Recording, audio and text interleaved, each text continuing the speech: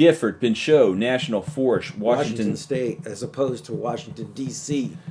Walking out of sight. He's walking into the woods, walking away from the photographer. And that is, trackers will tell you, is the best way to get a photo of them. What I'd like to see in the future is them actually follow, but then again, they have to protect themselves. Now, we want them to eventually take tranquilizer shots at these animals. Really? We want to have something like this on display. But not something behind a glass case, but something you put your hands on. Something an anatomist could examine and see the lungs and teeth. Is that what we want to have happen to such a majestic, peaceful creature? You know what? I'd like to get, first of all, I'd like to get all this done by a private anatomist and then release the results later. Because if you just get the body, give it to someone else, it's in their hands. All the hard work you did, all the funding, they say, well, we'll take over from here. Exactly. Well, it'd be the government will take over. The FBI will drop in and close you down. We're like, guys in the white coats will take you away and lock you up. Hey, wait a second. We did all the funding. We did all the groundwork. Sorry, it's science. We're taking over. Yeah, and they lock it up and put it behind closed doors, never to be seen again. We were still talking about the Pleistocene Park. And they did mention that they want a caveman in that park. Yes. Now, what caveman?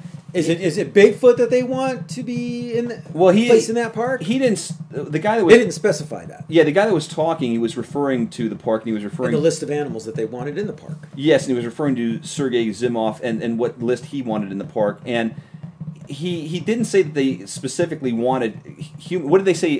Prehistoric man, but it kind of they didn't specifically say Bigfoot, but. Come on. No, I wasn't even thinking they even meant Bigfoot necessarily. They could. But what I was thinking they meant is getting the DNA from a Neanderthal, which they apparently have. And recreating something like that, which brings a whole different thing we should talk about in the next episode. Because if you just plop a Neanderthal or a couple of Neanderthals or like a family or whatever, or tribes in there, you bring them back, you still have to, they had a culture based on thousands of years of civilization where they had, their ways of making fire, their ways of... Well, it's interesting that you say that. Don't all the animals that they're reintroducing to this park have that whole history too? You know what? That might be true to an extent, but I think most of that is extremely instinctive. I think there is an instinctive aspect. And that wouldn't be the same thing with the cavemen? No, I don't think so. Because okay, put it this way: this is how much culture plays a part in human, and especially modern humans. All this developed from in the United States, for example, where you have TV and you talk on the phone, you eat certain foods, and so on and so forth. That's all culture. If you were just to get some humans and just dropped in knowing nothing, knowing nothing, all that would be gone. It's just everything you've learned. You're saying that outside influences shape the way we are today.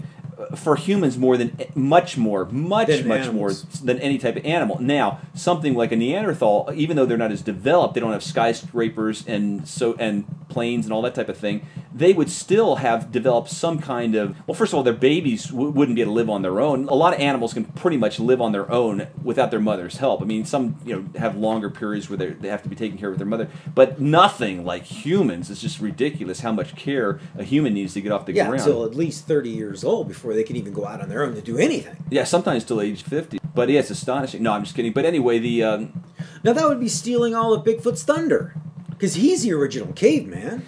Now, when they get a Bigfoot, they'll find out it's human, it's prehistoric, it might even be a Neanderthal, but the main difference is it has gigantism, just like the megafauna.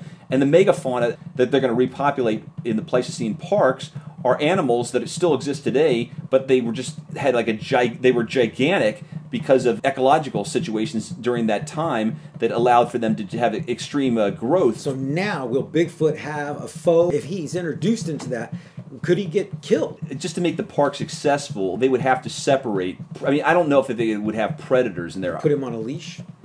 Well, and I don't even think, we don't even know if Bigfoot was a carnivore or not. A lot of humans aren't carnivore. But well, put it this way, it's a pretty good bet Bigfoot was an omnivore, in my opinion. Well, so many people are vegetarian today. Bigfoot probably being, influenced by his surroundings. Yeah, but that too is a cultural thing. Well, it's a matter of survival. It's purely a matter of survival.